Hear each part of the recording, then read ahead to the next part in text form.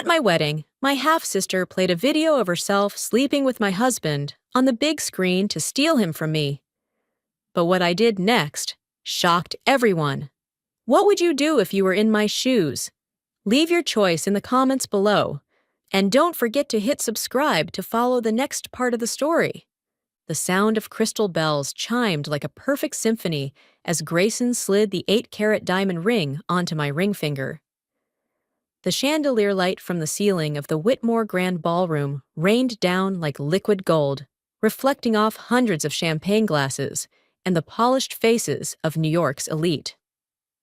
I, Ava Harper, stood on the stage in a self-designed ivory silk gown, hugging every curve.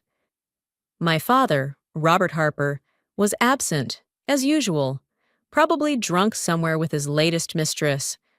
And Chloe, my half-sister, sat in the last row, dressed in a blood-red gown, lips curled into a smile I couldn't quite read. I knew she wouldn't leave this alone. But before I could think further, Grayson lowered his head and kissed my hand.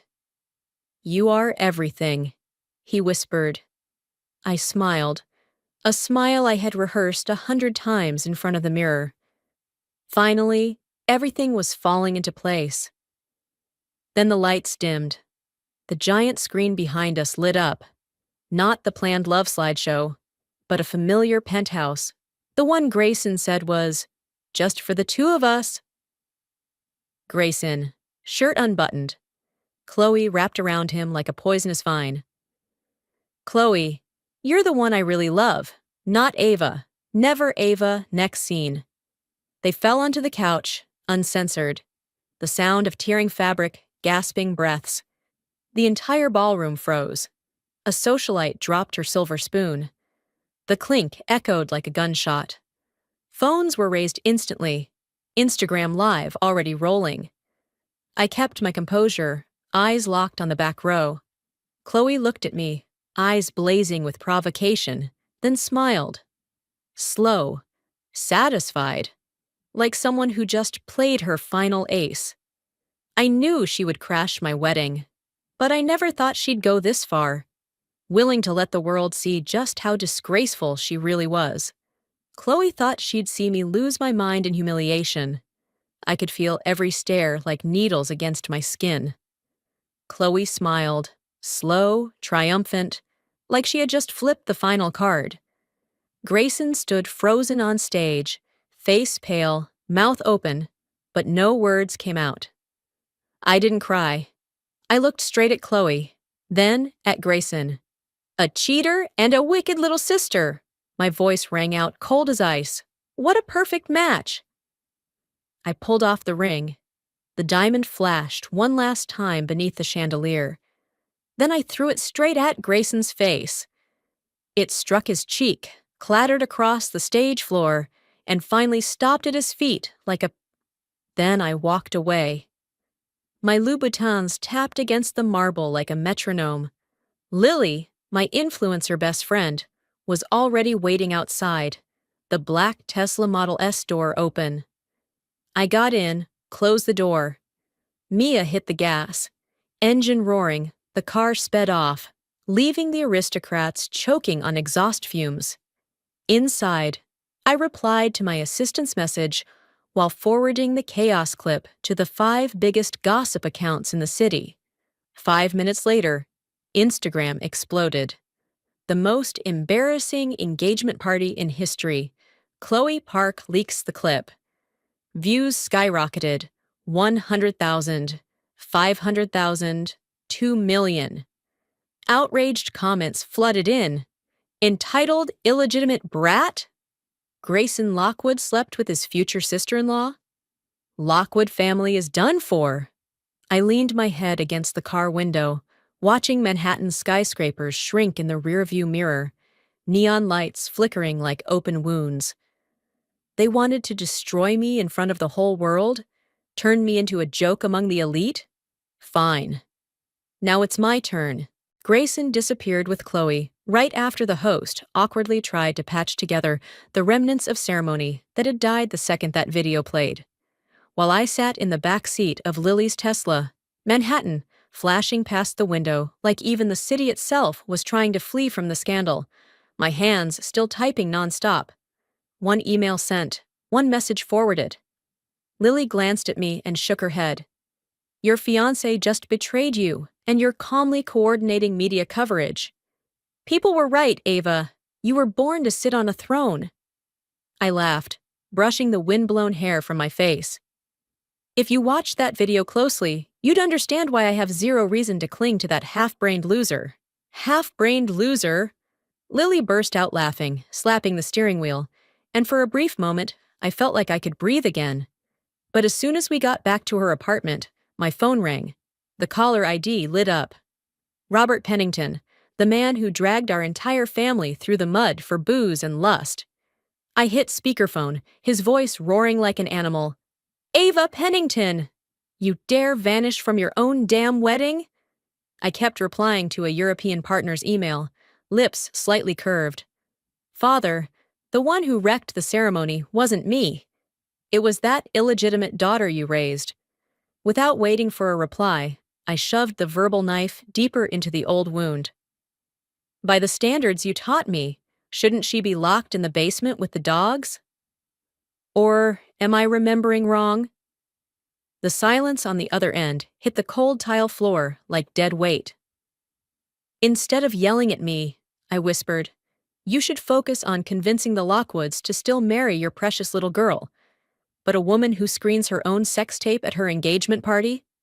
That's a tough sell. I hung up, leaving Robert with his ragged breathing, the sound of a man who lost control a long time ago, and leaned back on the sofa, memories flooding in like a tide.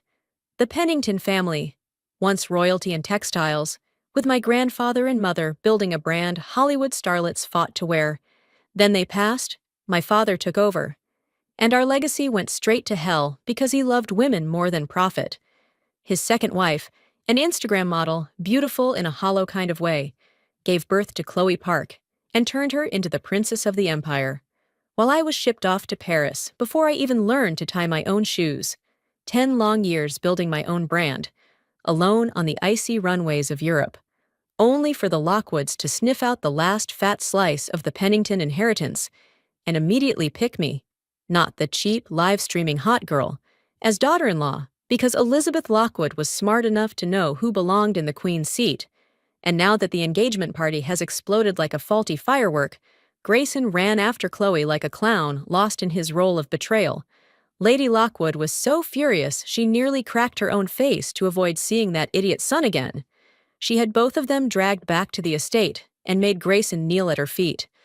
I imagined the scene and smiled. The only expression I could still feel in this chaos. Grayson sobbing, "Mother, let me marry Chloe. She's still part of the Pennington family." Only to be met with a slap that bent his pride out of shape. Elizabeth gritted her teeth. "You think I need the Penningtons? I chose Ava because she knows how to make money. What you're clinging to only knows how to make trouble." Chloe looked up in stunned silence, mascara streaked black, and they were thrown out of the Lockwood gates under paparazzi flashes.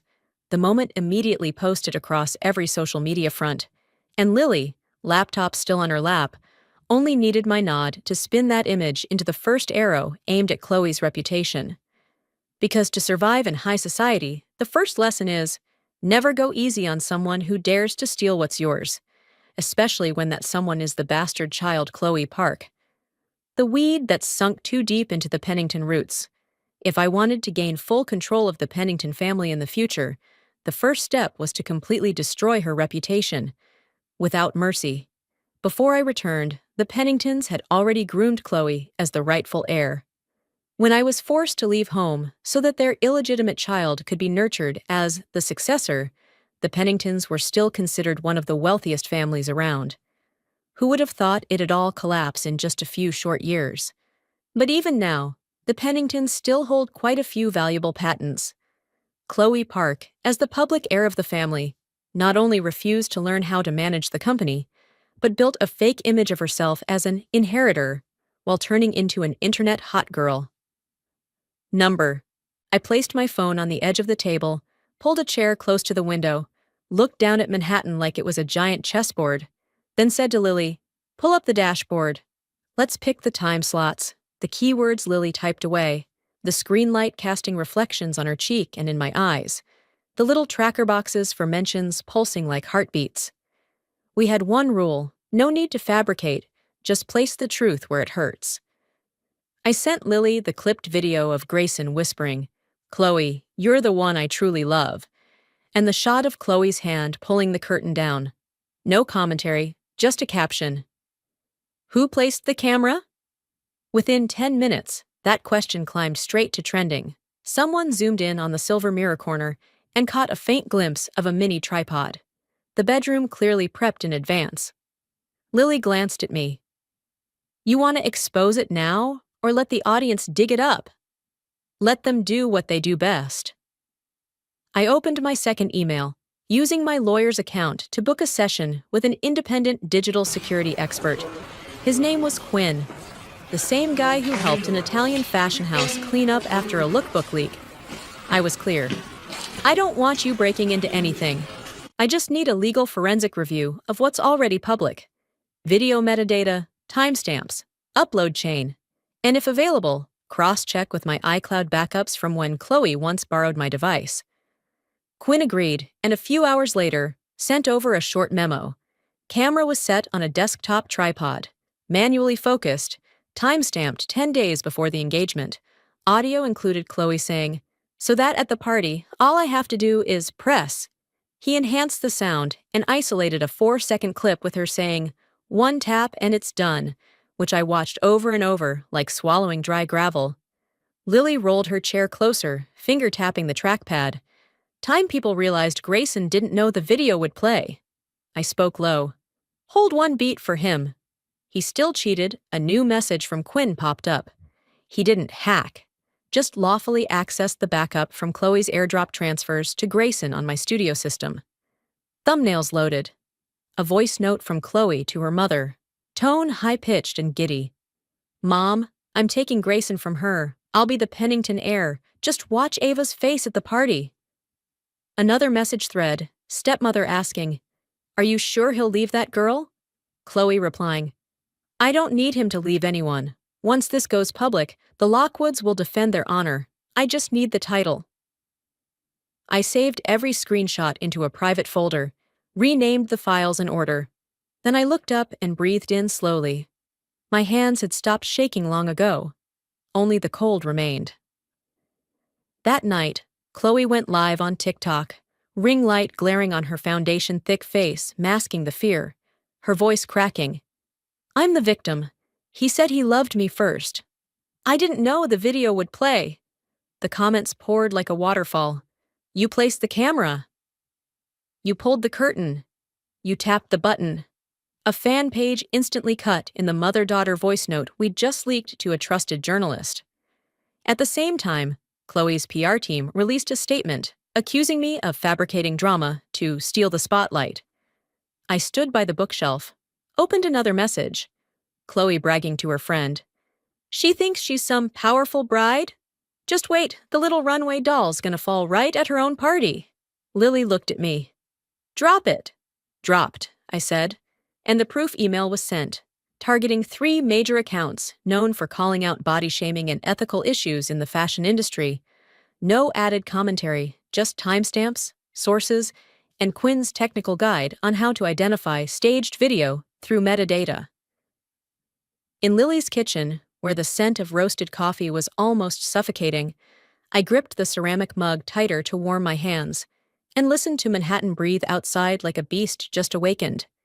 Some say revenge should be loud, but I chose the kind of silence that has sound, the sound of evidence. I've always believed that those who think they've won are often the most careless, and looking at Chloe now proves it. She thought all it took was changing her last name to Lockwood, from almost bride to real bride to break me, that the shame of being humiliated on the engagement stage would bury me forever.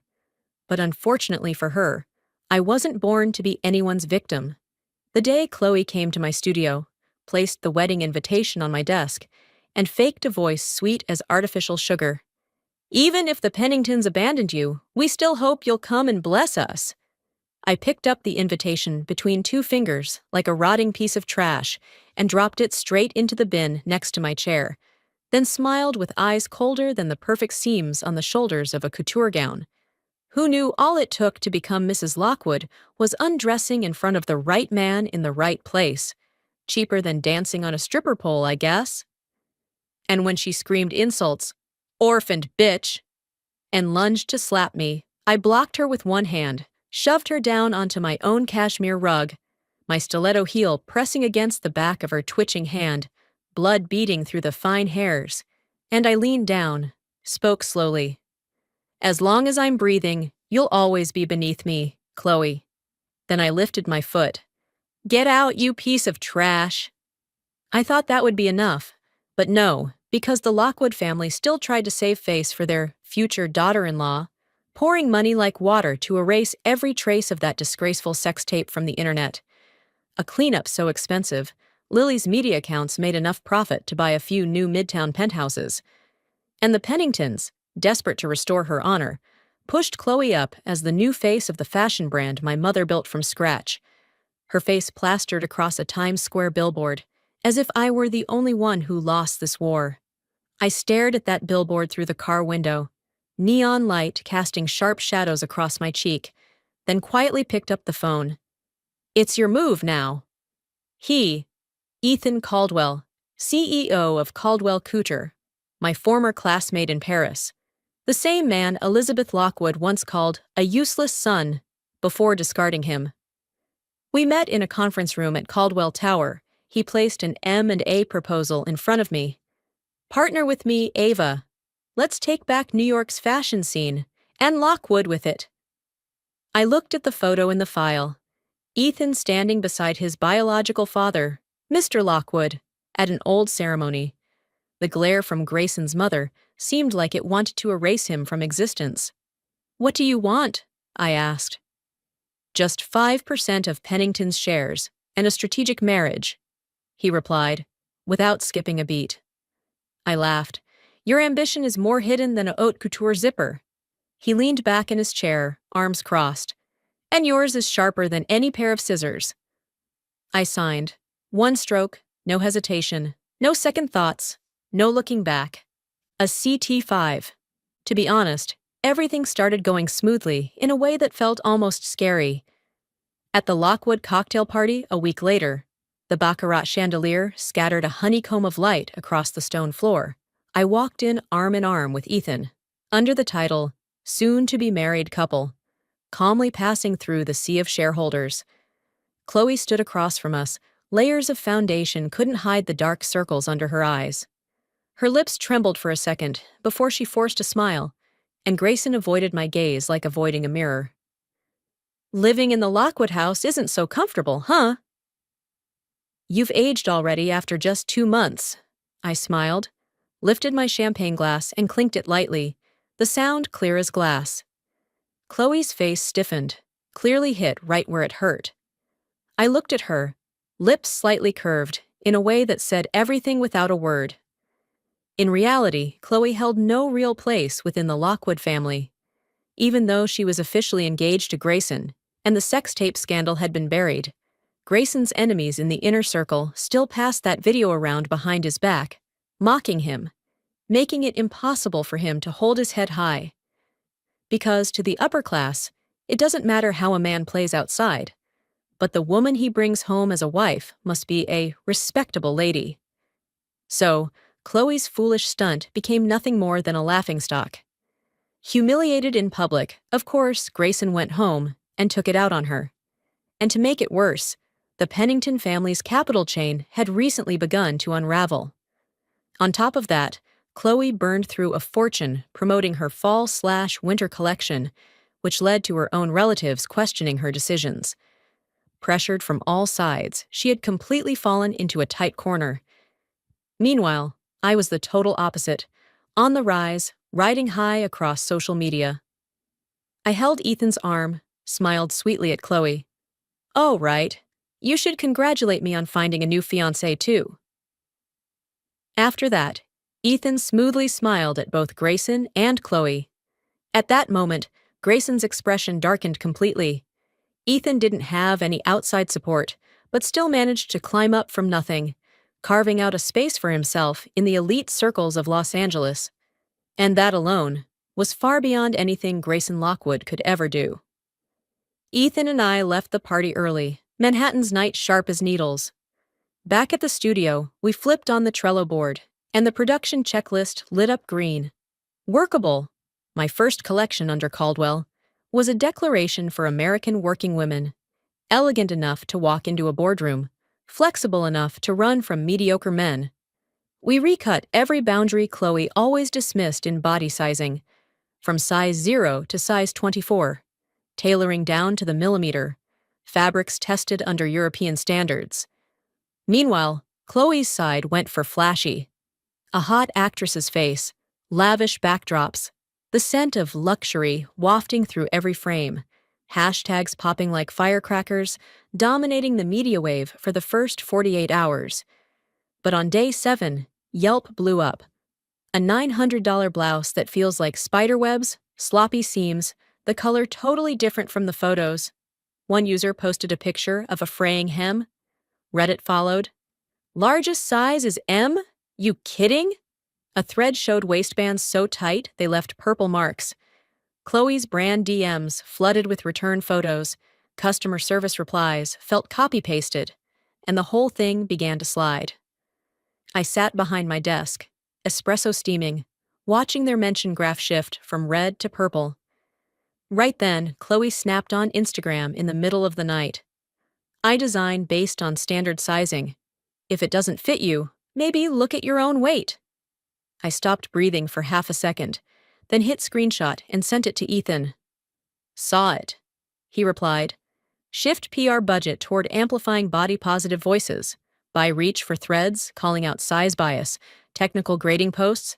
Let the customers talk. We launched our second campaign wave. Invited 6 women, tall, short, thin, curvy, dark-skinned, fair-skinned, to the studio to try on pieces on camera. I sat with them, listened to every comment. My shoulders are narrow, I have scars on my back, my belly's soft.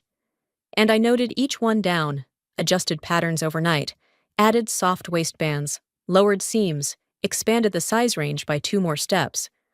The video went up, no flashy filters, just the sound of laughter, scissors slicing fabric, my voice saying, "Beauty is how it fits." Ethan saw how busy I was, but didn't stay idle either. He pulled me to shoot a short promo clip and released it across all platforms. The response was overwhelming. With my not-so-small international reputation, plus durable materials, and near-perfect tailoring, the brand drew in a massive base of target customers. That kind of traditional, professional approach completely crushed the noisy tricks from Chloe's influencer side. Lily's phone kept buzzing. Chloe's gone mad, smashed up the Pennington office. I glanced at my reflection on the laptop screen, the face of someone who knew she was slowly reclaiming the crown. Someone asked me if I felt cruel, pushing my half-sister into the very pit she dug herself. I simply raised my espresso and smiled. The most beautiful fireworks blaze right before they burn out, and Chloe's just started to catch fire. At Caldwell's weekly meeting, Ethan projected the quarterly revenue chart. The numbers hit the glass ceiling. He looked at me. New peak. Congrats, Ava, and led the applause. I stood up, bowed to the design team. Meanwhile, Pennington was sinking under dark clouds. Chloe's return rate hit the white flag. Their Q report smelled like scorched ink, and her massive ad budget turned into a rock, dragging the whole cash flow down. Chloe tried clinging to Grayson, but his supplementary card had already been frozen by Elizabeth. The man who used to sleep on a bed of cash now sat hollow like a tin can, and they turned on each other. Then came the real dagger, right from the sidewalk. A bar girl, visibly pregnant under a cheap cotton dress, stood at the Lockwood lobby at rush hour, holding up an ultrasound printout. Grayson Lockwood got me pregnant. He told me to get rid of it. Employees stopped in their tracks, phones raised. The clip hit hot search in 13 minutes. Grayson's reputation slashed in one night. Elizabeth dragged him into a room, door slammed shut, Reporters camped outside the gates. Chloe panicked, blaming me on her story. Ava orchestrated everything to ruin me. Netizens scoffed, pinned her old post about, "If it doesn't fit, maybe you're fat." And her brand became a sinking ship, water pouring in from every hole. I sat in my apartment kitchen, gently tracing over new design sketches, when Ethan's message popped up. "We're moving earlier than planned." Lockwood's at its weakest. I stared at the text, then replied, "Ready." Ethan called, "Wrap up in 5. We fly to Los Angeles." Now I closed my laptop, slipped the doc folder into my bag, grabbed my suitcase. Outside, Manhattan was cold but clear, wind brushing through my hair, like the invisible hand of the city pushing me forward. No one could have imagined that just a few months ago, I was kicked out of Manhattan, looking like a wreck. And yet today, this very city looked up at me from beneath the clouds of business class, as if it had always known I'd return in the form of someone rebuilding her throne.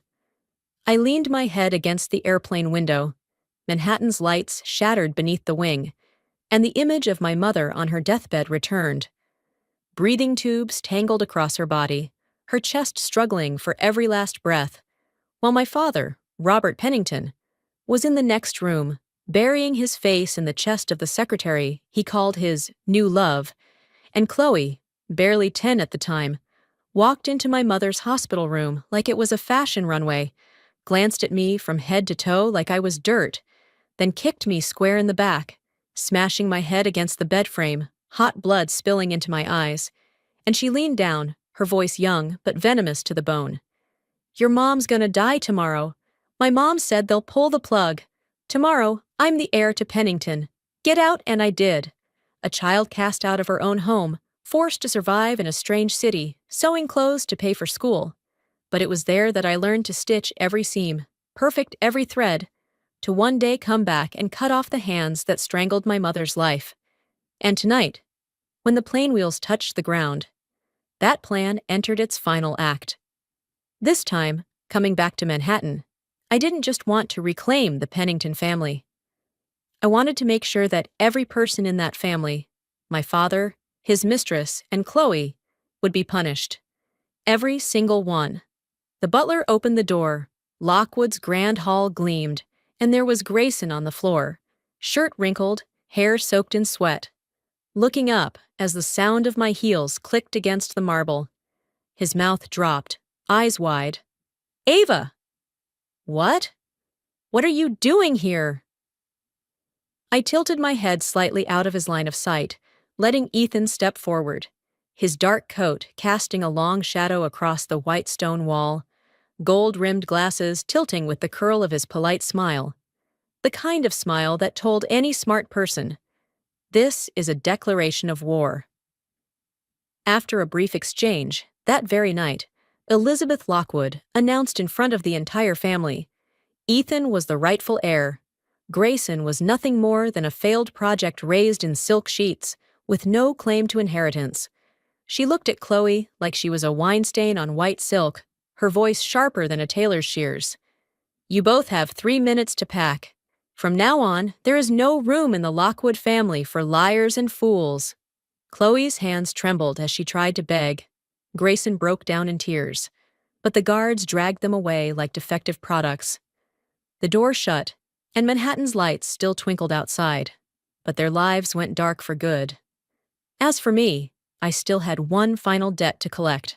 Robert Pennington, the man who buried my mother with coldness. I invited a young woman to the law office. She trembled slightly as she handed over a file. Her older sister had worked at Pennington, had been harassed by Robert and cornered with power until she ended her own life, a case he buried with money and influence. I placed financial documents in front of me. Robert's signature marked hidden transfers and said, "We don't need to touch his health, just his freedom and his fortune." We filed the lawsuit, sent all the evidence to the prosecutor, combined with the audit reports Ethan had gathered, exposing embezzlement of family funds. The asset freeze order was signed before dawn. Police and medics swarmed him mid-party on a yacht with his old cronies. Already weakened by alcohol, Robert collapsed under shock and was rushed straight to the ICU. his body alive. But the filthy empire he built died that day. I walked into the hospital, saw him lying helpless among wires and beeping machines, eyes open but dazed. This was the first time he had no power to speak, no power to choose, no sycophant smiling by his side. I placed in front of him the photo of the girl's sister, the victim he buried, and said softly, "This is the person you called trash, to escape accountability. And me, the one you called useless. I'm the one who just took everything you ever had." His pupils shrank like someone caught in a nightmare at noon. I stood up, coat swirling with each step, never looking back as the ICU door slammed behind me, leaving the man who once held everything to stare at the ceiling, empty and powerless. Manhattan still glowed, but I knew somewhere the lights from Pennington and Lockwood were beginning to change color, becoming a light that now belonged to me. The power shift at Lockwood happened so fast that even the media couldn't keep up. Ethan stood before the board of directors and with just 3 sentences turned the faces of seasoned executives from skepticism to applause. "I'm stepping in as CEO. Ava will revive the once gasping mid to high-end fashion line of Lockwood. She can turn any dying fabric into a $100 million resurrection. And under my leadership, Lockwood's technology will be shared with the new Pennington, along with all premium brands within the Caldwell system from Los Angeles." 2 weeks later, the name Ethan Lockwood was up on the CEO plaque, and me, the one who had been thrown out of the family and betrayed at my own engagement ceremony, returned to Manhattan as if I had never fallen. My studio reached a new salary tier, 20% raised simply because the boss got promoted, and the whole company looked at me with calculating eyes, measuring my power. But I didn't stay long enough for them to guess. I placed a resignation letter in front of Ethan. He looked at me for a long moment through his gold-rimmed glasses. "You're going back to save Pennington, aren't you?" I held my phone screen right up to his face. News headlines about Pennington nearing bankruptcy. Everything that once belonged to my mother was on life support again.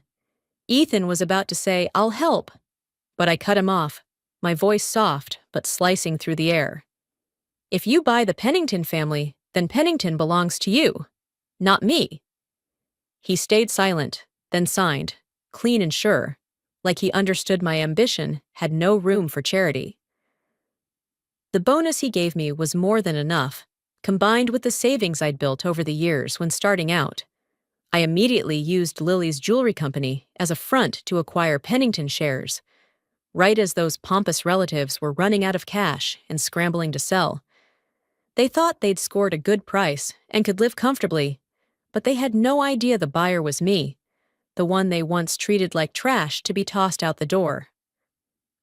2 weeks later, the deal closed. Ava Pennington officially sat in the seat my father and Chloe had always believed was theirs. I restructured the company, fired the lazy and corrupt. The chairs that were once their thrones now served as coat racks in my office. While scanning the old document storage, I found a forgotten dark leather suitcase. Inside were fabric swatches and handwritten notes from my grandfather during his trips to meet artisans. Every thread whispered from the past. "Protect the legacy." My hands trembled as I touched them, placing them in my study like housing a returning halo. Then, one by one, the original members of my design team requested to transfer to Pennington. I went to Ethan, expecting him to hold on to them as trump cards. But he simply smiled, signed their papers, and even approved severance bonuses. "Anyone who follows you already chose the right person from the beginning." I returned the gesture by gifting him a fully detailed couture sketch, the most graceful thank you a designer could give. The Pennington Atelier, silent for over a decade, now glowed all night, the scent of fresh fabric and the hum of sewing machines blending like the heartbeat of resurrection. The spring collection launched. Sales surpassed even Ethan's hottest brand. He simply raised his glass from afar, eyes curving into a quiet, proud smile. But I didn't stop. My brand won the International Gold Award. The collection used vintage-style woven fabrics, combining traditional tailoring techniques with modern innovation, becoming the breakthrough moment of New York Fashion Week. Vogue and Forbes called me the Renaissance of Pennington, the rebirth of a legend, while I stayed backstage, watching young designers bow under the spotlight, my heart steady like a seam freshly stitched, straight, firm, unshaken, because I knew every piece my family once threw away, I picked back up, forged into weapons, and turned into a crown I now wear. And that night in Manhattan, when the city lights reflected against the studio glass, I looked at myself in the mirror, at the woman who had taken it all back, and more. 3 years later, on a spring morning, I stood beneath the glass dome of the Whitmore Grand Ballroom for the second time in my life. But this time, there were no blinding camera flashes from scandal chasers, no cruel whispers circling around me, only the sound of wind softly brushing against the lace of the wedding gown I had designed myself from the very fabric swatches my grandfather once left behind. Ethan gently held my hand, and Lily stood beside me, adjusting my veil, grumbling that I wasn't allowed to cry because the mascara was expensive, only to end up quietly wiping her own tears. And that was my family now, a family I chose with my heart, not with blood. The guests slowly rose to their feet. Soft paper confetti floated down like spring snowflakes, and I walked slowly down an aisle lined with peonies, my mother's favorite flower, each petal falling like it was stitching shut the old wounds I once thought I'd carry for life. I heard my heartbeat sync with the gentle notes of the piano, like the soft whisper of a new life quietly beginning. Guests stood, hushed admiration rippling across the room, but all I could see was Ethan's eyes at the end of the aisle, warm, steady, and filled with the peace I had longed for ever since I was the girl thrown out of her own home. We didn't host an over-the-top, flashy wedding, but every single detail was a quiet declaration. I had stepped out from the shadows of the Pennington family, from betrayal, from the cruel laughter of the past, and I was never going back there again. When Ethan placed his hand on my cheek and spoke his wedding vow in front of the people I now called my real family, I realized something. Happiness isn't something someone else gives you. It's something you fight to reclaim after standing back up from the very place they wanted you to fall. My wedding wasn't the end of a feud. It was the end of all the old pain. That night, instead of hosting a showy party, we held an outdoor fashion show for women who had survived abuse, women who were learning to walk again on their own feet after being torn down by violence and betrayal. And every step they took on that runway was a reflection of the steps I once took when I left Manhattan, with empty hands and a bruised heart. As the final song faded, in the moment, Ethan pulled me into his arms, his warmth pressing through silk. I could hear every beat of my own freedom, answering everything in the past. I looked up at the night sky, where fireworks had faded into faint trails of smoke.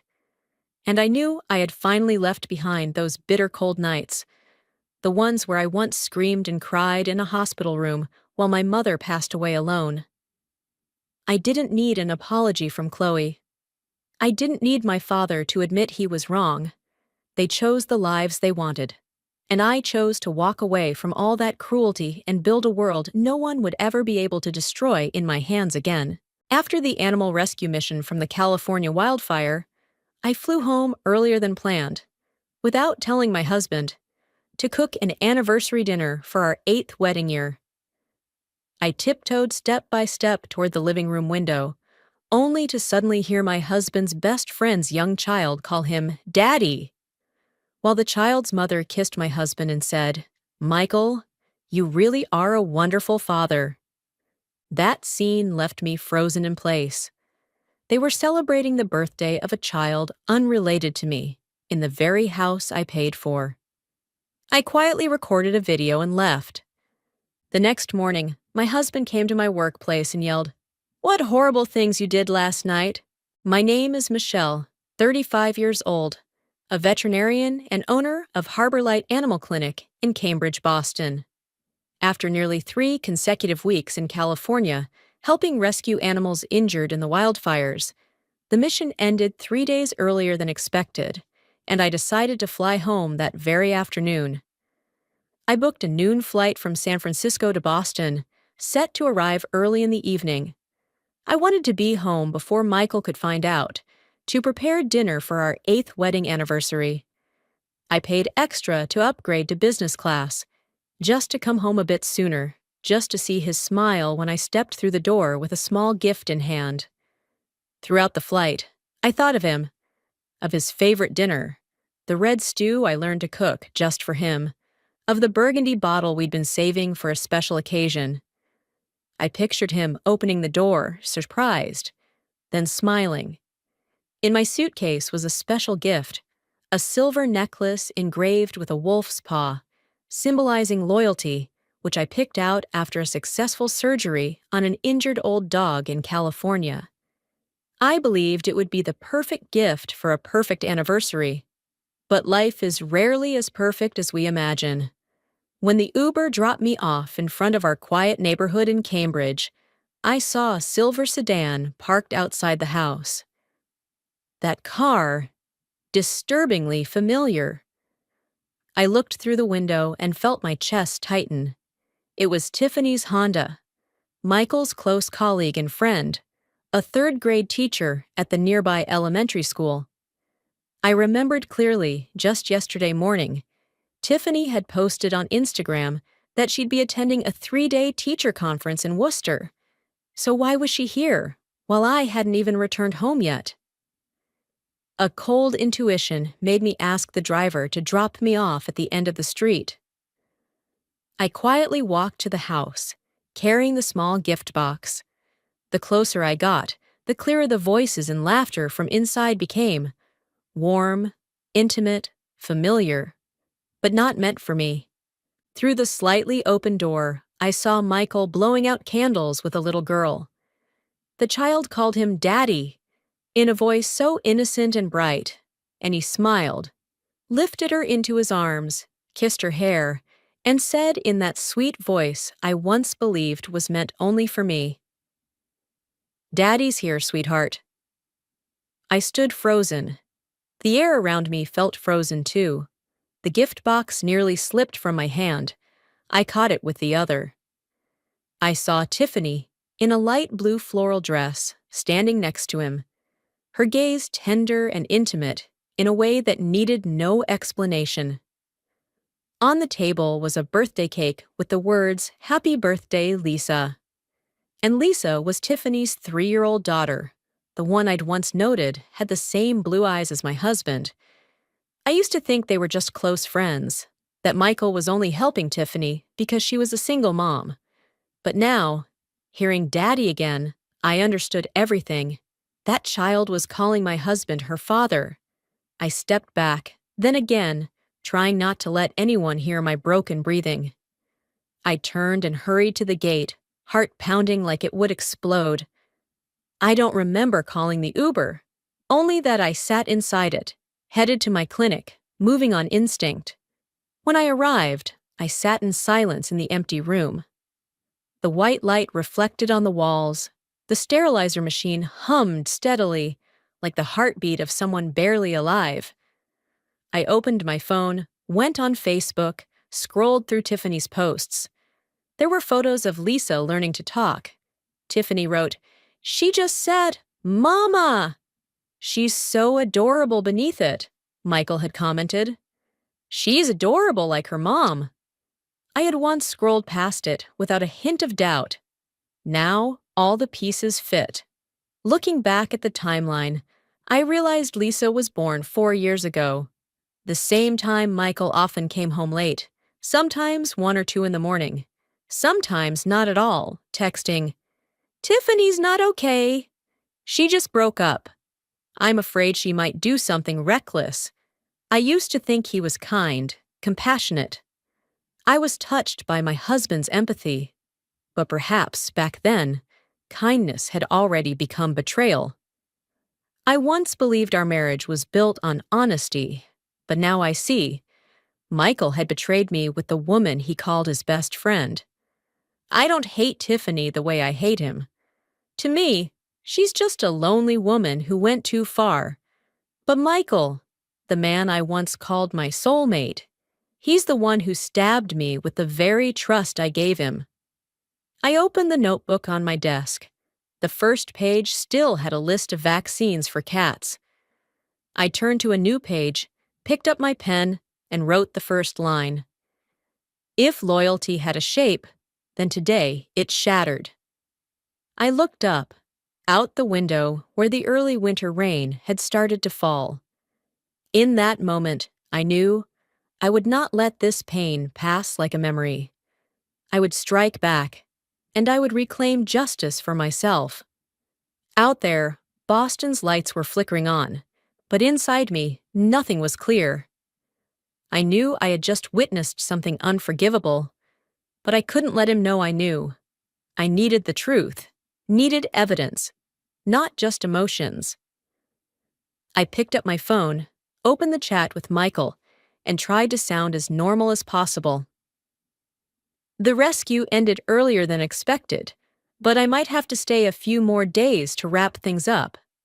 If I finish early, I'll catch the red-eye flight home, message sent.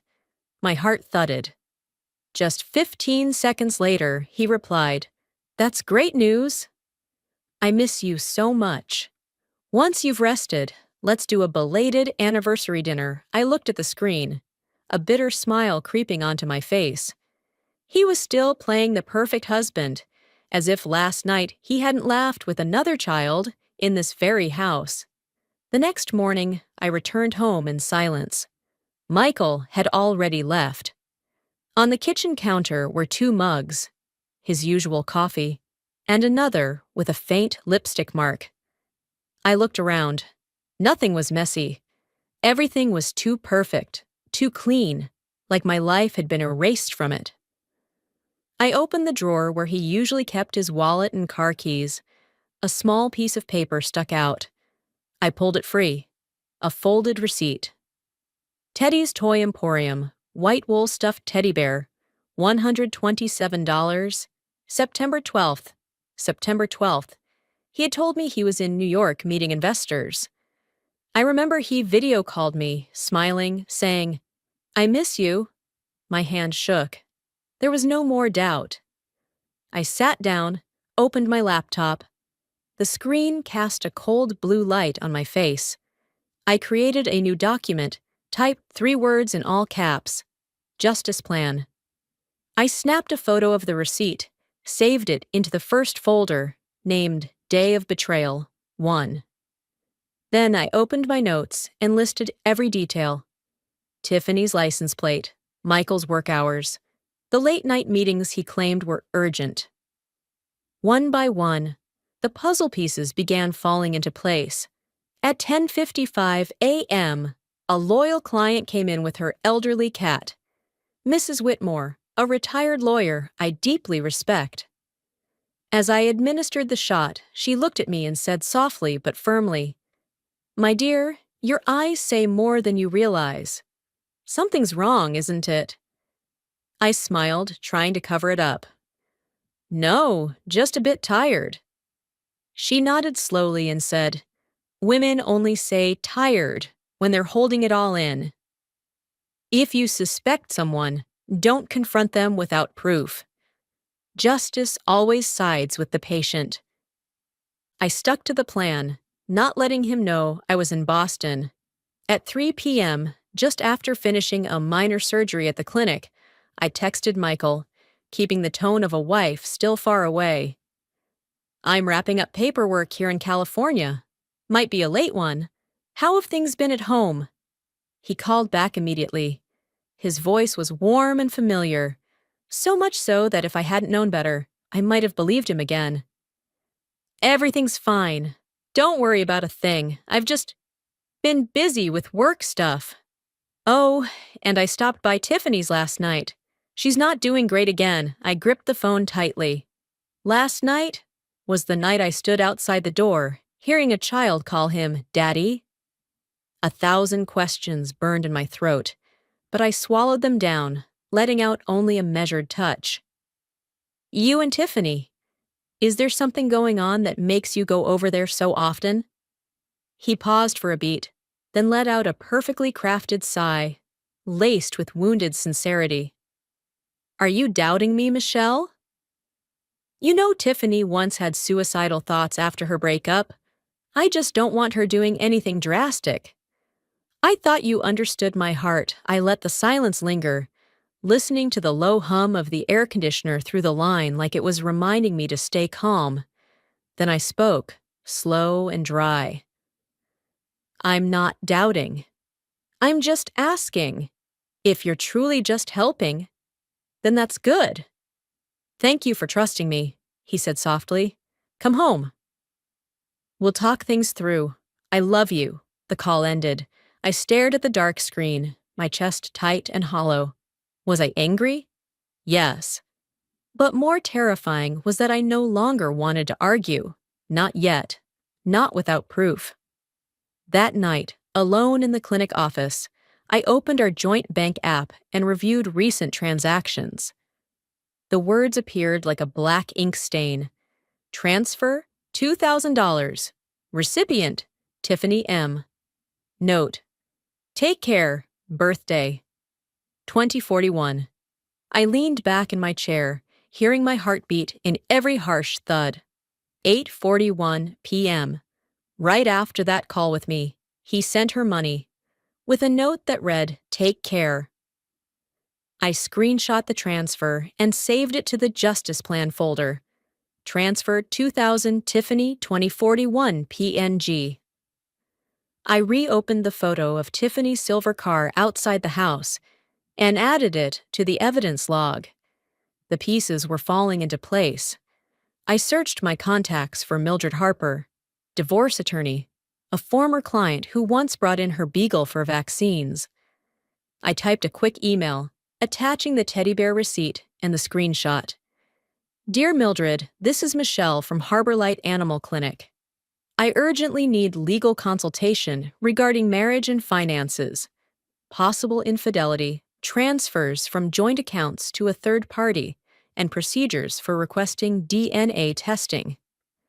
Attached are 2 initial pieces of evidence. I want to proceed lawfully and quietly until I have a complete file. Thank you. The send button turned gray. I rested my forehead against the back of my hand. Outside the clinic window, Boston glowed like a chessboard, each lit square a story no one else knows. On the desk, the Justice Plan notebook lay open. I added a new line. Day of Betrayal. 2. The first lie has been recorded. The distance between pity and complicity is just one excuse. I turned off the lights. In the dark, I heard something faint, the sound of trust falling to the bottom of my heart, and I knew, from this moment on, every road would lead to the truth. I barely slept that night. I lay curled on the small sofa in my clinic office, listening to the rain tapping on the roof and the wind slipping through the window frame. At first light, I brewed a strong black coffee, opened my laptop, and began combing through our joint account. Michael still believed I was in California. He had no idea I was less than 10 kilometers away, here in Cambridge, working on a plan taking shape. In the transaction history, a long list of unusual expenses appeared, like puzzle pieces I'd never seen before. Maple Leaf Elementary tuition, $3,800. Kids Planet Toy Store, $215. Happy Moments Birthday Photo Studio, $640. All notes repeated one name, Lisa. I opened my notebook and began building a timeline, left column for transaction dates, right column for the excuses Michael had given. Business trips. September 12th. White teddy bear. Meeting investor in New York. November 4th. Maple Leaf tuition. Trip to Dallas. December 21st. Birthday photo shoot. Year-end meeting in Chicago. Each line matched chillingly. For 4 years, every night I stayed up saving the lives of helpless creatures. He was raising another family, with the money I earned. Near noon, my phone buzzed. A reply from Mildred Harper, the lawyer I had emailed the night before. Michelle, I've reviewed your materials. This is a clear case of infidelity and financial abuse. Do not confront him yet. Keep gathering evidence, statements, transfers, invoices, every expense. I recommend preparing a divorce petition and a DNA test request. Stay calm, keep him unaware. Justice takes time, but we will get it. I read the email 3 times, then typed back. Understood. I'll gather more over the next few days. He won't suspect a thing until it's too late. 30 minutes later, I sent Michael a short message, setting the next piece in motion. I'm back in Boston. Tired, but okay. I think I'll stay home for a few days before returning to work. Within 5 minutes, he replied, So happy to hear that. I'll come home early tonight. I want to make things right, Michelle. I looked at the screen. A faint smile crossed my face. He still thought I'd just arrived. He had no idea I'd seen everything. That evening, Michael came home earlier than usual. He brought tulips, the flowers I used to love, but now only felt like a chokehold. He smiled, wrapped his arms around me from behind. His cologne hadn't changed, familiar enough to make my chest ache. I'm sorry I haven't been more attentive, he whispered. You've been so tired. What if we took a weekend in Maine? I turned to him, smiling lightly, voice calm as air. Sounds nice. I could use a break, too. He took my hand, looked deep into my eyes, and I saw a man who could act down to the last detail. I only nodded. I had to pretend. Mildred's advice echoed. Don't confront him without enough evidence. While he showered, I opened my phone, captured the latest bank statement, and emailed it to Mildred. In the notes, I typed, This month shows a new $5,200 transfer to account HM. Coincides with Maple Leaf tuition. Likely Tiffany Morgan. I saved a copy, turned off the screen. Michael stepped out of the bathroom, hair still damp, wearing that familiar half-smile. The smile that once made me love him, and now left me hollow. Thank you for believing in me, he said. I promise, everything will be okay. I only nodded. That night, while he slept, I lay still, phone glowing under the covers, and wrote one more line in the justice plan. He says he loves me with words. But he pays for another love. And money doesn't lie. Outside the window, Boston's rain returned. In the soft yellow glow of the lamp, I looked at the man lying beside me and knew that from now on, every breath he took was part of my plan. 3 days later, Michael told me to dress up for his firm's fundraiser, a high-profile event for major investors in the financial sector. He said it was a chance for us to show up as a couple again after such a busy time. And I understood instantly. He needed the mask of a happy marriage. I chose a fitted long black dress, paired with the ivory silk shawl he'd gifted me for our 3rd anniversary. Everything was curated, from outfit to smile. As we stepped into the grand lobby of the Fairmont Copley, hundreds of crystal glasses sparkled under golden chandeliers, soft jazz weaving between murmured conversations. He placed his hand on my back and whispered, You've always been the best part of my life. I smiled faintly. A good liar always sweetens the blade. The event began. Michael mingled with groups of guests, shaking hands, laughing, proudly introducing me. This is Michelle, my biggest supporter through every step of my career. Everyone looked at us like a perfect couple. I smiled politely, listening quietly, feeling the invisible cracks beneath the polished surface. And then I saw her. Tiffany, in a pale violet dress, her hair softly curled, wearing a silver star brooch. She entered the hall like a guest of honor, name badge in hand. Tiffany Morgan, community education consultant. I nearly laughed. Consultant? She had just been promoted in Michael's new narrative, his sponsored project. Michael saw her, and for a split second, their eyes met. Something electric passed between them, long enough for me to recognize a look he never gave me. She nodded.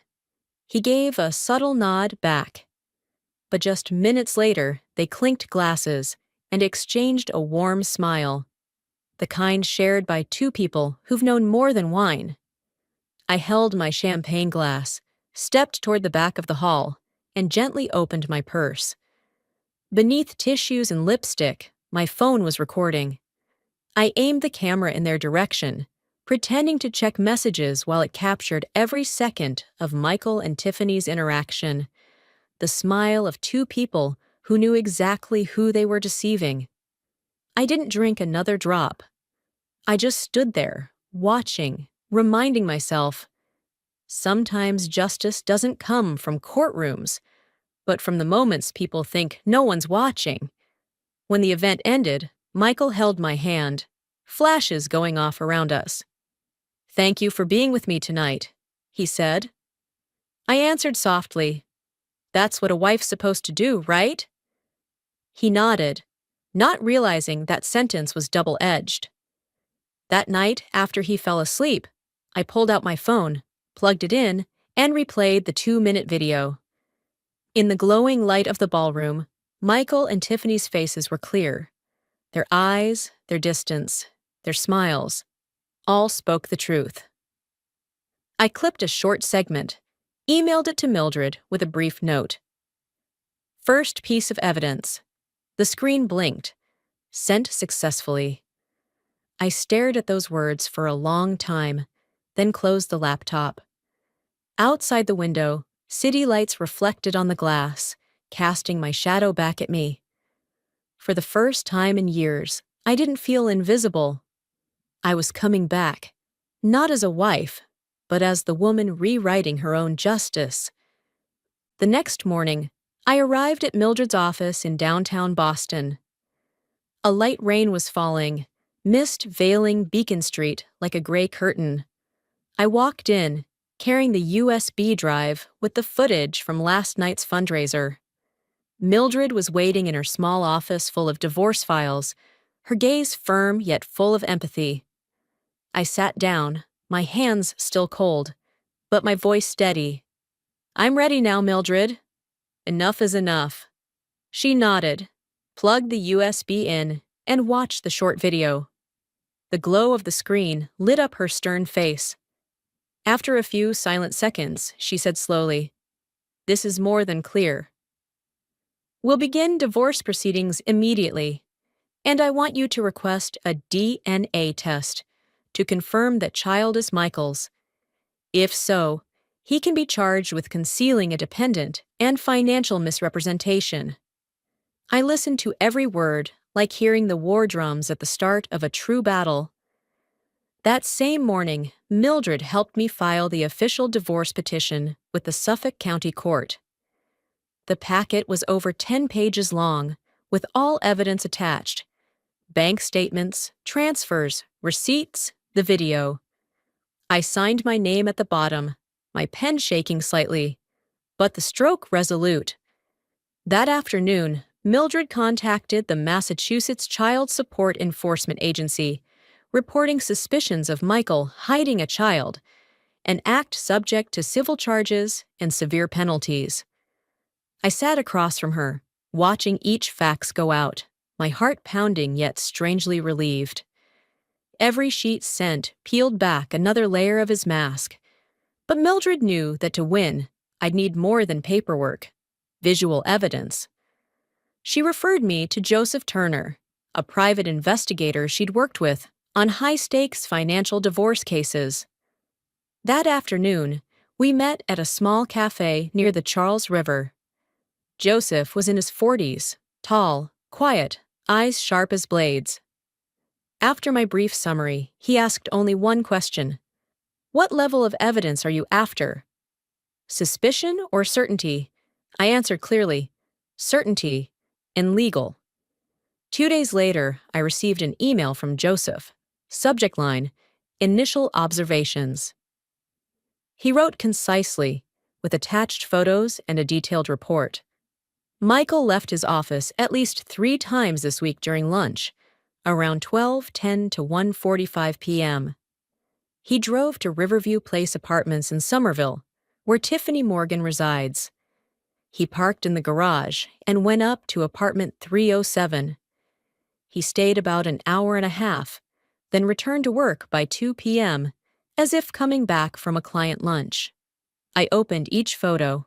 Undeniable. Michael stepping out of his car, holding a paper bag from a nearby bakery, smiling as Tiffany opened the door. Pictures of them leaving the unit together, her walking him to the parking lot, brushing his shoulder before he walked away. Joseph concluded, "The visits are consistent every Tuesday and Thursday." This constitutes repeated infidelity. I stared at the images, no longer in pain, only cold and resolved. The man who said he was meeting clients had been spending lunch breaks cheating. I saved all the photos to the Justice Plan folder, carefully numbered. That night, I sent them all to Mildred, along with this note. "Mildred, here is direct evidence. He meets Tiffany twice a week during lunch. Enough for court." Her response came almost instantly. "Good. I'll prepare the supplemental file. From now on, Michelle, every step you take is protected by law. We won't fight with pain anymore, but with evidence." I looked out the window. The Boston sunset reflected off the Charles River, staining the sky red. I breathed deep and whispered to myself, "He once used time to hide his lies. I'll use every minute now to bury them." The next morning, Michael left early as usual. He kissed my cheek, said he had an important meeting. I simply nodded, silently watching him fade out the door. Once I heard his car pull away, I reached for my phone. I opened my contacts, saw his name on screen, then called. My voice was so calm, it surprised even me. "Can we meet this afternoon?" "At River Bean Cafe, near your office. I want to talk." There was a pause on his end. Then he replied, as gently as ever, "Sure." "But why not wait till tonight and talk at home? You just got back. I want to cook dinner for you." I smiled, keeping my tone flat. "No need. I prefer talking outside. Too many things at home keep us from saying what we really mean." He hesitated a second, then agreed. "All right." I want us to talk seriously, too. That afternoon, I arrived 15 minutes early, choosing a window seat where sunlight streamed across my steaming cappuccino. I sat quietly, opened my bag, double-checked the evidence on my phone. When Michael walked in, wearing a white shirt and navy tie, the same smile on his face, it was as if nothing had ever happened. He kissed my forehead, a gesture that once thrilled me, now cold as glass. We sat. He talked about new projects, maybe starting his own fund. I let him speak, let him settle into his polished husband role. When he paused, I slid my phone across the table, opened a video file. On screen appeared a dim shot of our living room. Yellow lights, a birthday cake, and a child's voice rang clearly. "Daddy?" Then Michael's voice, tender and sweet to the bone. "I'll always be here." Michael froze. He stared at the screen, then at me, face draining of color. "Michelle, when did you film this?" I didn't answer. I set down my cup, voice low and steady. "That night. When you blew out candles with another woman's child. In my house." He swallowed hard, tried to steady his tone. That was Lisa. You know her. Tiffany asked me to watch her sometimes. I said that to comfort the girl. I didn't want her feeling unloved. Michelle, she doesn't deserve to be hurt." I laughed, but it came out sharp as broken glass. "Doesn't deserve to be hurt?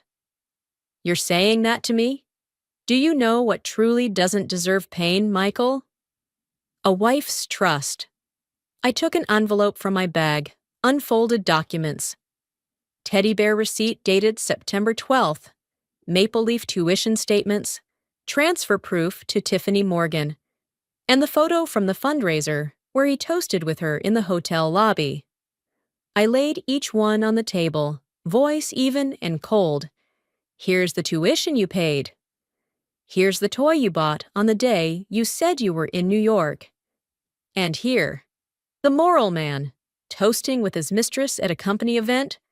He couldn't speak. I saw his throat twitch, hands shaking as he stared at the evidence. Finally, he lowered his head, voice rough. I'm sorry. Michelle, I messed up. I was stupid, cowardly. I didn't know it would go this far. It's all my fault, mine alone. I looked at him, no longer the man who was once my whole world, but just someone who had lost the game he rigged. I said softly, eyes fixed on my cooling coffee. You have 24 hours to leave the house. After that, my attorney will contact you. Don't try to appeal to emotion anymore, Michael. I have proof, and I have the law. He looked up, eyes drained, not angry, just a man who'd lost everything. I stood, placed cash on the table, and said quietly, without looking back, Thank you. Because of you, I learned how to trust myself. I walked out, leaving behind a man bowed in silence. Outside, the wind stirred, coffee scent mingling with autumn leaves.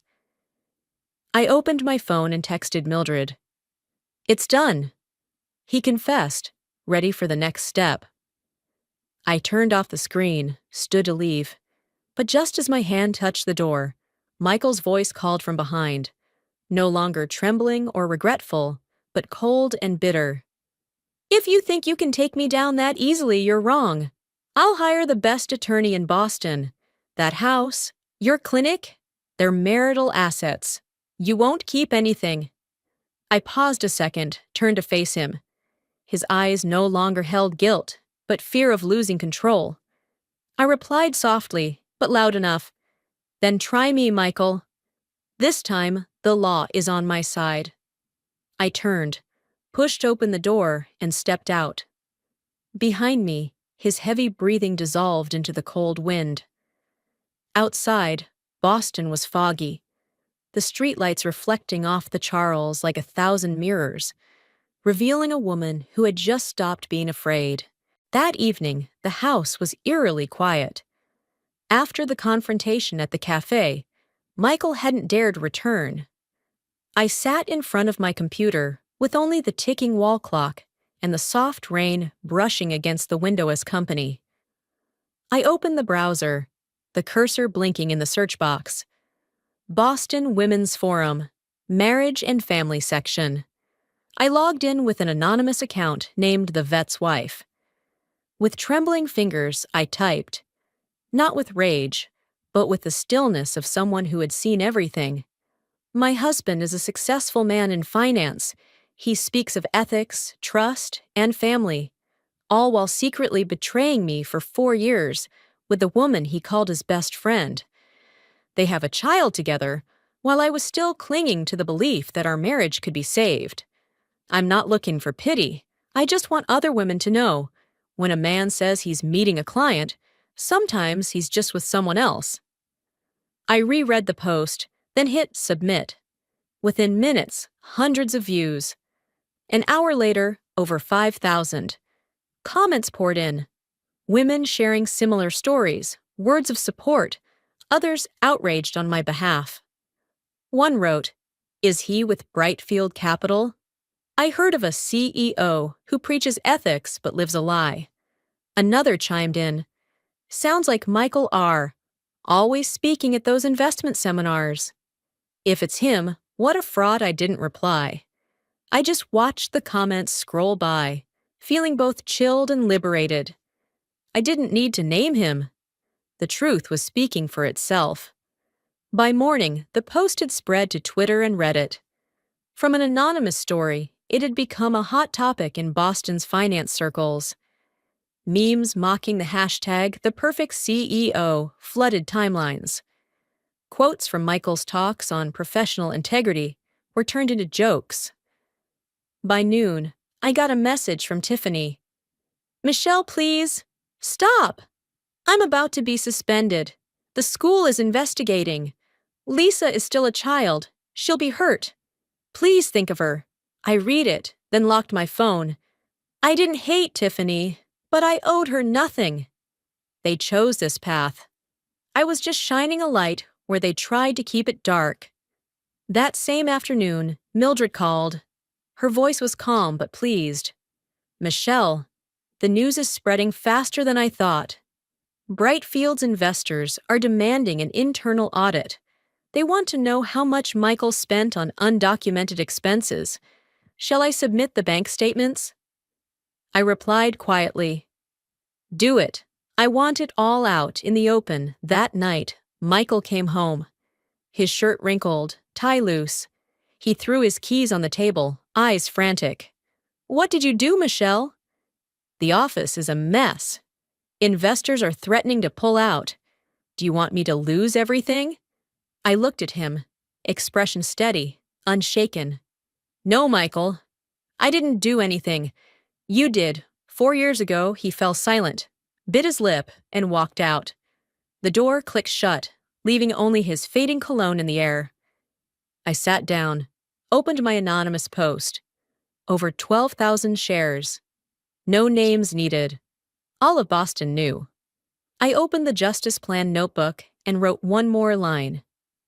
Sometimes, to expose darkness, you just have to turn on a small light. The glow of the screen lit my face, no longer that of a betrayed wife, but of a woman who had made the liar tremble before the truth. 2 days after the post, I did nothing more. I didn't need to. Once the truth had been revealed, it found its own way forward. I only took calls from Mildred and waited to see how justice would unfold. That morning, Mildred called me from her office. Her voice was firm, tinged with quiet satisfaction. The court has granted the DNA testing request, Michelle. Preliminary results will be in within 2 weeks.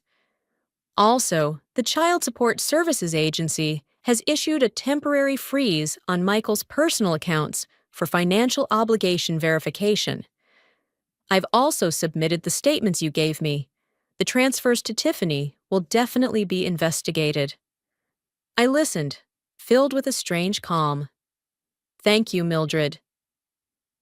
At last, the law is beginning to speak. That afternoon, I stopped by Maple Leaf Elementary, where Tiffany teaches. I wasn't there to confront her, only to leave an anonymous envelope in the principal's mailbox. Inside was a printed copy of the now viral article, along with a handwritten note.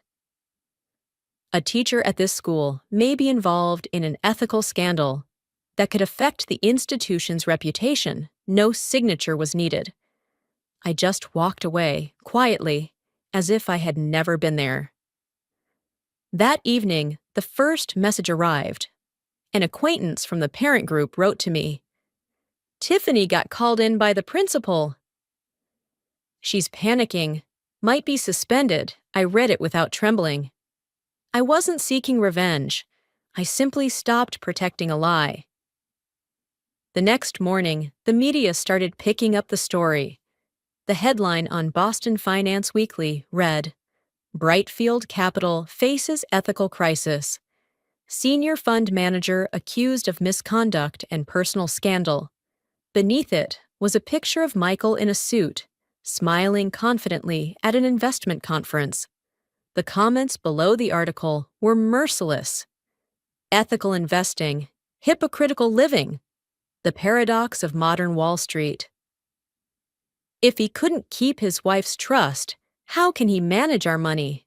That afternoon, Mildred sent me a photo of an internal memo from Brightfield Capital. The board has decided to suspend Mr. Michael R., Senior Portfolio Manager, pending audit and internal investigation. I read the words, suspend from duty, twice, then smiled.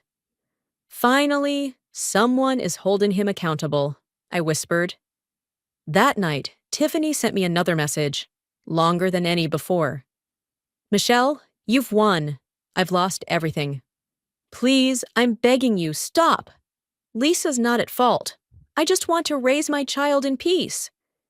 I stared at the screen, not responding. There was no need to. Society, public opinion, and justice were finishing what I had started.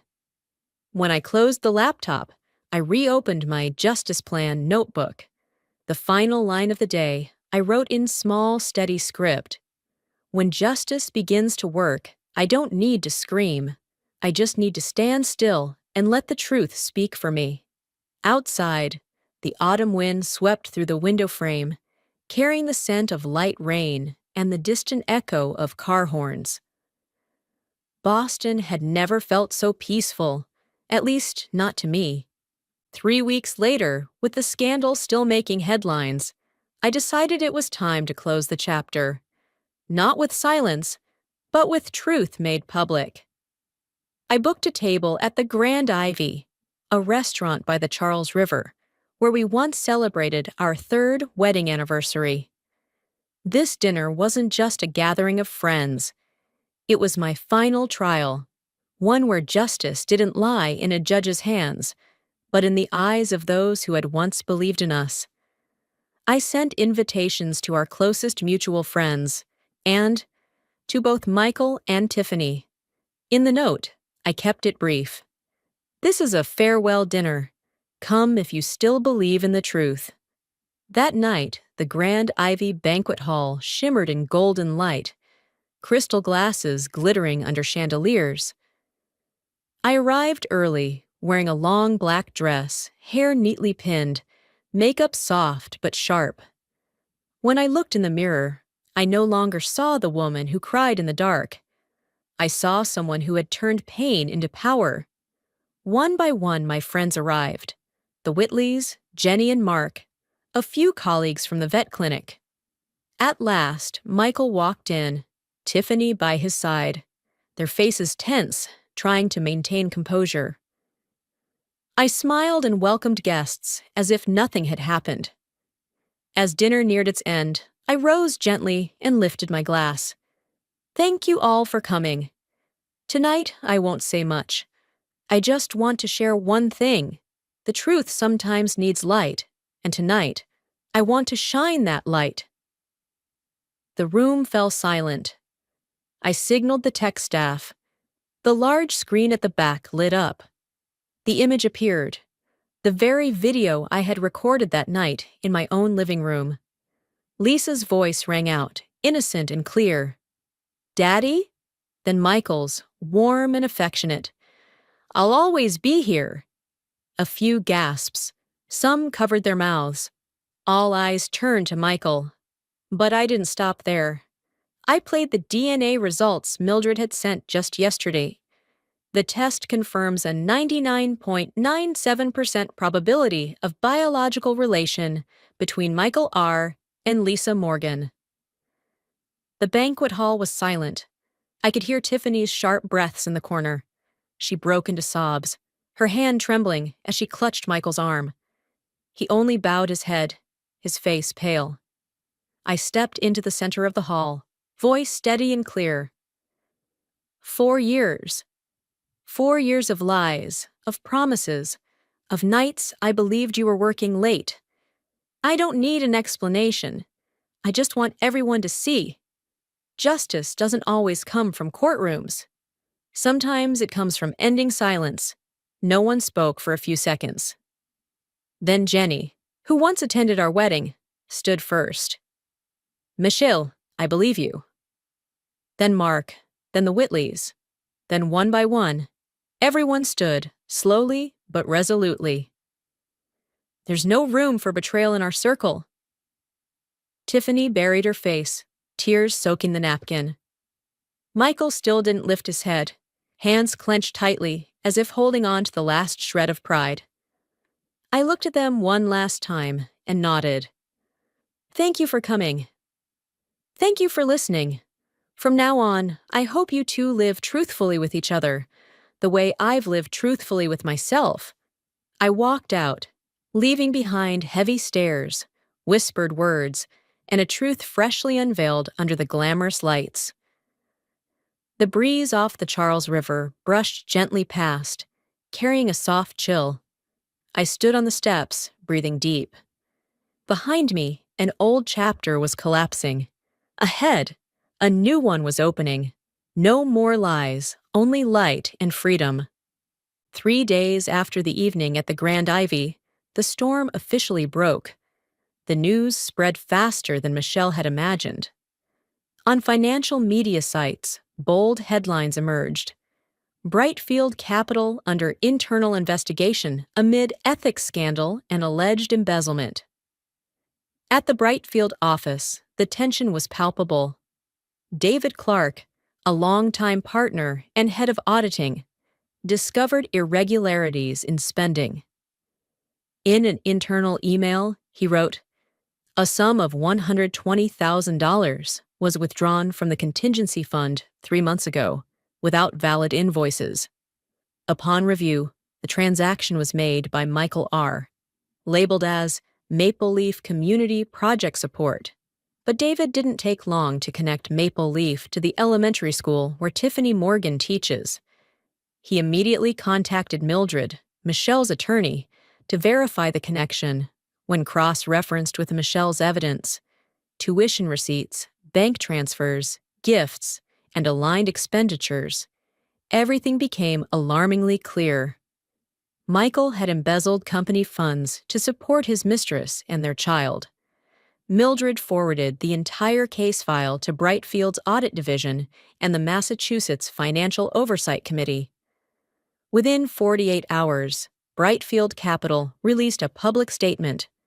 "We have terminated Mr. Michael R., Senior Portfolio Manager, for serious breaches of ethical and financial conduct. His personal accounts have been frozen pending investigation. Authorities are proceeding with prosecution. As for Tiffany Morgan, after her suspension, she was officially dismissed from Maple Leaf Elementary for seriously damaging the school's reputation." She packed her desk in silence, her face gaunt, while colleagues avoided eye contact as she walked the hallway. Meanwhile, Michelle visited her lawyer's office. She signed the divorce papers, the final page ending 8 years of marriage. The court awarded her full ownership of the Cambridge home and the Harbor Light Animal Clinic. Michael didn't contest. Perhaps he knew he no longer had the right. A few days later, the Child Support Agency issued its official ruling. Mr. Michael R. is ordered to reimburse all past expenses and provide ongoing financial support for the child Lisa Morgan. Per Massachusetts state law, Mildred informed Michelle that the case had been referred to the Bureau of Financial Investigations for embezzlement and fraud. The proposed sentence could reach up to 6 years in prison. That evening, Michelle returned home, sitting in the empty kitchen. The soft yellow light fell across the wooden table, once the setting for dinners, stories, and laughter. She opened her laptop and read the latest headline. "Former Brightfield Fund Manager faces embezzlement charges. Estimated losses at $120,000. She closed her eyes and breathed deeply. No more tears, no more shaking. Only peace, the kind found by those who have weathered the storm and remained standing. "Justice begins with truth," she whispered. The wind whispered through the window, carrying the chill of Boston's November air. Michelle looked outside. The sky still dark, but in the distance, streetlights shimmered on the surface of the Charles River, sparkling like a quiet promise that even the deepest darkness must one day give way to light. 5 weeks later, I sat in my new office, a small but sunlit space, where the nameplate had just gone up a few weeks ago. Phoenix Divorce Solutions. The name Phoenix was not just a symbol of rebirth. It was my story. Someone once burned by betrayal, who had learned to rise from her own ashes. Mildred, the woman who had stood by me when everything collapsed, was now my official partner. We started this firm to help women reclaim their financial rights and dignity through legal counsel, asset management, and psychological therapy. Every day, I met new faces. A middle-aged woman clutching bank statements her husband had controlled. A young mother holding her child, her eyes lost but resilient. I saw myself in them. Women who once thought justice was a luxury until they learned how to claim it. One afternoon, I was invited to speak at the Women's Financial Freedom Conference, an event bringing together hundreds of women, lawyers, entrepreneurs, and social activists. As I stood on stage, the spotlight on me, I saw eyes looking up, expectant, empathetic, trusting. I began. There was a time I believed justice meant making others pay. But then I realized true justice is when you get yourself back, when pain no longer controls you, but becomes the strength to lift others. The applause was long and warm. Mildred smiled from the front row, nodding gently, a silent blessing. 2 months later, I heard Michael had been sentenced to 6 years in prison for embezzlement and financial fraud. He was stripped of all authority in the investment world, lost his reputation, lost everything he once took pride in. As for Tiffany, after being fired from the school, she moved back in with her parents in suburban Worcester, unable to find new work. I didn't feel joy, nor sadness. It was simply a natural consequence, the result of choices they had made. As for me, I returned to the simple life I had once forgotten. On weekends, I visited the Animal Rescue Center in Cambridge, where it all began. I adopted 3 abandoned animals, an old Labrador, a limping corgi, and a black cat named Midnight. I cared for them, played with them, and sometimes smiled at the thought that by saving these small lives, I was saving myself. In the late afternoon, as the sun dipped behind flaming red trees, I sat by the window, watching people pass by. A hot cup of tea on the table, 3 animals curled up beneath my feet. I thought to myself, justice doesn't end with punishment. It ends with peace. And for me, peace had begun. On an early winter morning, the season's first snow fell gently on the glass roof of the Cambridge Rescue Center. I stopped by as usual, but today a special soul caught my attention. A small golden-haired dog, blind, yet still lifting its head at every sound. They said it had been rescued from the wildfires in California the year before, during the same time I was there on a work trip. They hadn't named it yet, but I simply smiled and said, "Her name is Hope." As I held Hope in my arms, I felt my heart beat with a new rhythm, no longer heavy, but light as breath. She trembled in my hands, seeking warmth, and I realized I had once been just like her, lost in darkness, guided only by the feeling in my chest. I brought Hope home, settling her beside the 3 other little creatures. They curled around her, as if they understood that here, no one had anything left to fear. That afternoon, while reorganizing my office, I found a small box high on the shelf. Inside was the silver necklace I had once planned to give Michael for our 8th anniversary. I held it for a long moment, then hung it on the wall beside my desk. In the dim light, the silver glinted like a quiet reminder. Beneath it, I carved into a wooden plaque. Loyalty belongs only to honesty. That night, I opened my justice plan notebook again. The pages were filled with handwritten notes, evidence, statements, old tears, all now lying silent before me. I turned to the last page and wrote a single line, short but enough to close the journey. I didn't lose everything. I only lost an illusion. I closed the notebook and placed it on the shelf. Outside, the wind brushed past the window, carrying the sounds of ordinary life, traffic, laughter, hope softly barking in her sleep. And I knew my life had truly begun again. 3 months later, on a Sunday morning, I took Hope for a walk in the public garden. The sky was clear, the sunlight dancing on the lake. As I fastened Hope's leash near a bench, a voice softly called from behind. "Michelle?" I turned. Tiffany stood there, gaunt, her face thinner, her eyes both shy and uncertain. Beside her was Lisa, now 5, her blonde hair in loose curls. The child smiled at me, innocent, untouched by the mistakes of adults. Lisa ran forward and pointed at Hope. "You know my daddy?" I knelt down, gently smiled, and brushed her hair. "I used to know someone, but now I know peace." Tiffany stood still, tears running silently down her cheeks. Her voice cracked. I'm sorry.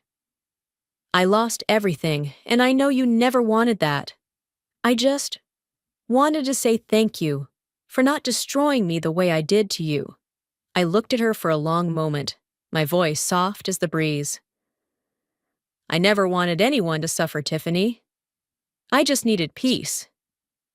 The rest, each of us has to face what we've sown." Tiffany nodded, took Lisa's hand, and walked away. I watched them go. No hatred, no pity, only a sadness light as dust in the sun. That afternoon, my sister Rebecca called. "You know Michael's working as a waiter now, downtown. Tiffany's tutoring privately." "Life has its ways of teaching people," I answered softly, a faint smile on my lips. "No one needs to suffer, Rebecca. I just needed peace. That's enough." I looked at Hope, curled up by my feet, and thought, maybe forgiveness isn't forgetting. Maybe it's finally laying down what's become too heavy to carry. A few months later, I was invited to speak on the popular podcast, Women Who Rise. That day's topic, women and rebirth after betrayal. I sat before the microphone, warm yellow lights shining down, the host's voice calm and kind. "Michelle, if you could say just one thing to the women listening right now, what would it be?" I smiled, looking straight into the recorder. Betrayal doesn't end you. It only ends the illusion of who you trusted. The only thing that truly ends a woman is when she stops believing in herself. The room was silent for a few seconds. Then the host gently placed a hand on my shoulder and nodded. Final scene. That evening, I walked Hope along the banks of the Charles River. The sunset glowed warm orange, mirrored on the water. Hope walked slowly beside me, ears low, cautious but steady. Like me, step by step, finding direction in a new world. The breeze passed by, carrying the scent of autumn leaves and the distant chime of church bells.